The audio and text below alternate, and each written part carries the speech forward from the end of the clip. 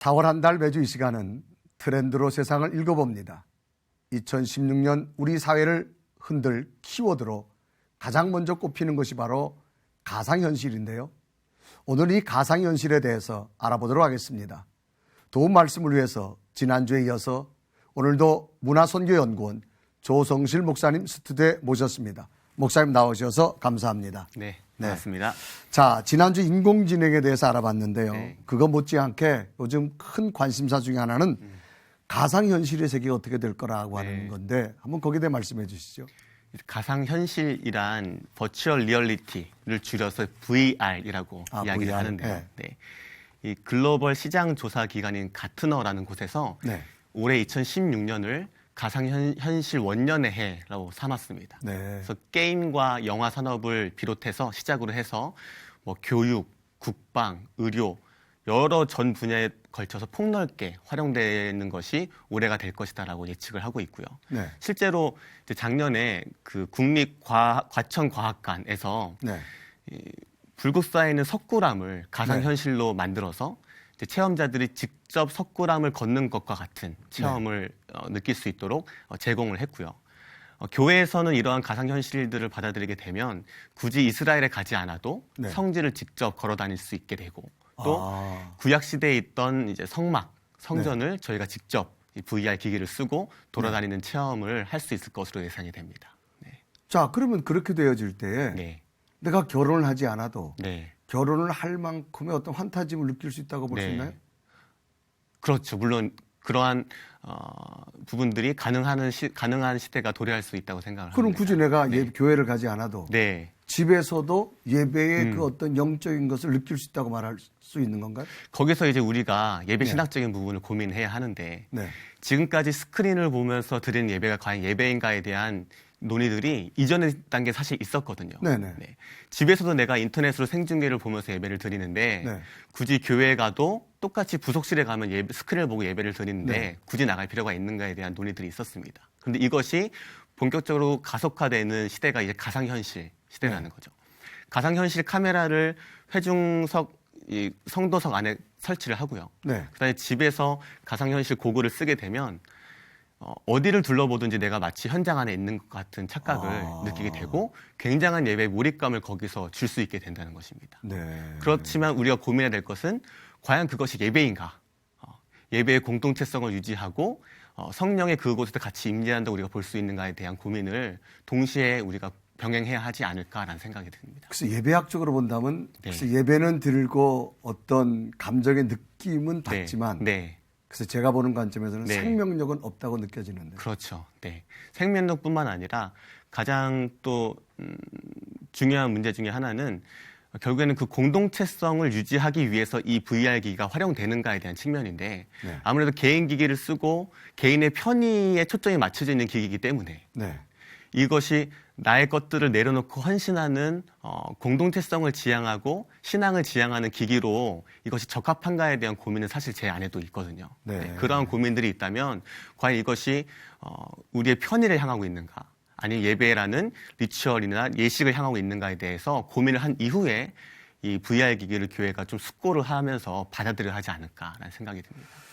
사실 그 컴퓨터에 PC가 나온 게 한 30년, 40년 정도 되어지는데 벌써 컴퓨터가 이제 세대 교체가 되어지는 어떤 인공지능으로 완전히 넘어가는 그런 시대가 되어진 것 같습니다. 그래서 2017년이 되면 전체 인구의 3분의 1은 더 이상 PC를 사용하지 않을 것이다라고 예측을 하고요. 지금 컴퓨터를 사용하고 있는 인구의 3분의 1은 PC를 사용하지 않을 것이고 그 빈자리를 이 VR 기기가 메꿀 것이다라고 예측을 하고 있거든요. 그래서 이미 이러한 현상이 멀리 떨어지는 것이 아니라 이미 국내의 대기업들에서는 VR이 가능한 기기들이 다 출시가 됐고요. VR을 촬영할 수 있는 카메라 기기도 출시가 같이 되고요. 이런 것들이 무슨 천문학적인 비용을 들여서 구입하는 것이 아니라 스마트폰보다 싼 가격으로 제공이 되고 있고 그것을 같이 다 공유할 수 있는 시대가 되었습니다. 그럼 많은 IT 기업들이 이 가상현실 기술에 굉장히 주목하고 있겠습니다. 왜냐하면 돈이 되기 때문이고요. 가상현실이라는 것 자체가. 예를 들어 이 페이스북의 마크 저커버그는 앞으로 페이스북의 중요한 신성장 동력으로 VR을 꼽았고요. 그것을 우리나라 기업인 삼성과 같이 제휴하겠다라는 선언을 이미 했거든요. 네. 그래서 이전에 스마트폰, 애플부터 시작된 스마트폰이 모바일 커뮤니케이션, 그러니까 핸드폰이나 모바일로 소통하는 시대를 열었다면 네. 이 가상현실과 VR의 기기들이 가져올 시대들은 초연결의 시대라고 해서 네. 굉장한 몰입감을 주는, 네. 멀리 떨어져 있어도 마치 바로 앞에서 얼굴을 대면하고 보는 것 같은 몰입감을 제공하는 네. 그런 새로운 커뮤니케이션 시대를 열 것이기 때문에 네. 많은 IT 기업들이 이 가상현실에 대해서 주목하고 또 많은 투자를 하고 있는 현실입니다. 가상과 현실의 이 경계가 허물어진다고 하니 네. 참 염려가 굉장히 많이 앞서는데 맞습니다. 어떤 주의할 점이 있어야 될까요?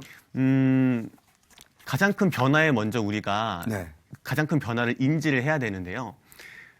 VR 기계가 가져오는 가장 큰 변화는 이 프레임이 붕괴된다는 겁니다. 프레임이. 네. 모든 영화나 아니면 TV들도 프레임을 가지고 있고 네. 사진도 프레임을 가지고 있지 않습니까? 네네. 그런데 VR 기기는 어떠한 프레임이 있는 것이 아니라 360도 전체를 다 촬영을 하거든요. 그래서 내가 그 카메라를 가지고 기기를 끼고 있으면 네.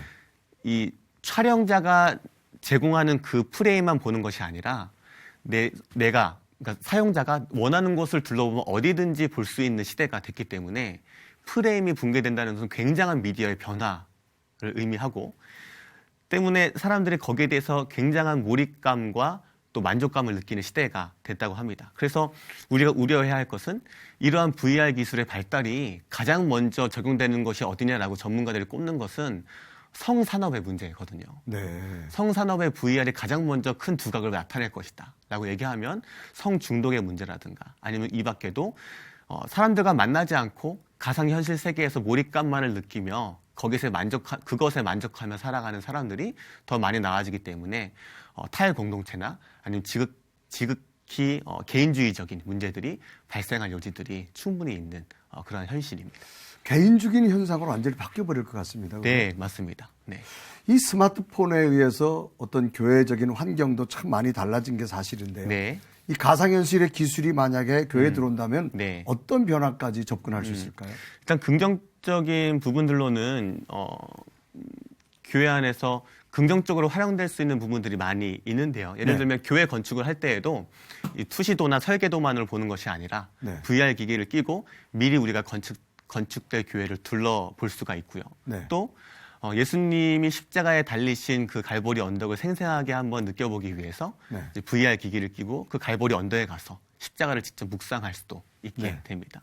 또 몸이 좀 불편하신 장애인들을 위해서는 마치 본당 한가운데에서 예배를 드리는 것처럼 예배를 드릴 수 있는 긍정적인 요소들이 많이 있다고 생각이 됩니다. 자, 그럼 목사님 마지막 질문으로 네. 이런 환경의 변화를 과연 교회가 앞으로 어떻게 준비해야 될 거냐라고 네. 하는 그 과제가 참 중요한데 어떻게 생각하십니까? 우리가 이 가상현실이라는 새로운 기술이 가지고 있는 이제 부정적인 역기능들에 또 주목을 해야 하는데 네, 그렇겠죠. 대표적인 것 중에 하나가 이런 VR 기기가 교회의 공동체성을 파괴할 수도 있다는 것입니다. 왜냐하면 VR 기기를만 껴도 충분한 몰입감을 느낄 수 있기 때문에 그렇죠. 내가 더 이상 예배 본당에 나가서 예배를 드리지 않아도 된다라고 생각이 되면 사람들은 거기에 더 편하다고 생각을 하고 그렇게 되면 때 이 교회의 공동체성이 파괴되는 현상들이 나타날 수가 있고요. 또 하나 아직 VR 기기가 풀지 못한 숙제 중에 하나는 과연 성만찬의 문제를 어떻게 해결할 것인가. 네. 네. 초대교회 때부터 성만찬을 떼면서 그 성찬을 나누면서 교회의 공동체성을 다시 한번 확인을 했는데 네. 과연 집에서 드리는 그 VR 예배가 예배의 공동체성을 확보하고 또 성찬까지도 확보할 수 있는 그러한 기술로의 발전으로 이어질 것인가에 대해서는 충분히 고민을 해야 되고 마지막으로 드리고 싶은 말씀은 새로운 미디어 기술이 발전을 하면요. 네. 지금까지 교회의 모습들을 보면 항상 가장 먼저 그것들을 받아들였던 데는 교회입니다. 네. 스크린도 마찬가지고요. 또 새로운 그 음향 시스템도 가장 먼저 교회가 받아들여서 네. 적용을 합니다. 하지만 이제 우리가 좀 해야 될 일들은 이런 새로운 기술에 대한 신학적이고 목회적인 숙고가 필요한 시대가 아닌가라는 생각이 드는데요. 지금 교회의 미디어의 문제는 모든 미디어가 자꾸만 개인의 편의에 초점을 맞추는 것 같아요. 그렇죠, 사실은. 성경 말씀이나 찬양 가사를 스크린에 띄워주는 이유도 많은 성도들이 자꾸만 성경책을 집에 놓고 오기 때문이고 또 역설적으로도 교회 가면 자막을 다 띄워주기 때문에 이제 성경책을 가지고 다니지 않는 시대가 되었거든요. 네. 이러한 무조건적인 편의나 아니면 편리함에 초점을 맞추는 것이 아니라 이러한 미디어를 받아들일 때에도 리추얼, 즉 의식이나 예식에 초점을 맞춰서 이 미디어들을 선택적으로 수용해야 된다라고 생각을 합니다. 여기에 대한 신학적인 숙고가 앞으로 우리에게 주어진 과제다라고 생각합니다. 글쎄 많은 기술적인 것, 테크닉적인 것은 강할지 몰라도 네. 예배는 그 안에 생명이 있어야 되는데 맞습니다. 이런 미디어가 그런 네. 걸 앗아가지는 않을까 네. 그런 걱정을 해봅니다. 네. 시대의 흐름에 떠밀려가지 않고 그 흐름을 주도적으로 읽고 대처하는 것이 우리의 자세라는 생각이 듭니다. 과제를 많이 받아가는 느낌입니다. 앞으로 더 많이 연구하고 교회가 준비해야 될 것입니다. 목사님 오늘 말씀 감사합니다. 네, 감사합니다. 고맙습니다.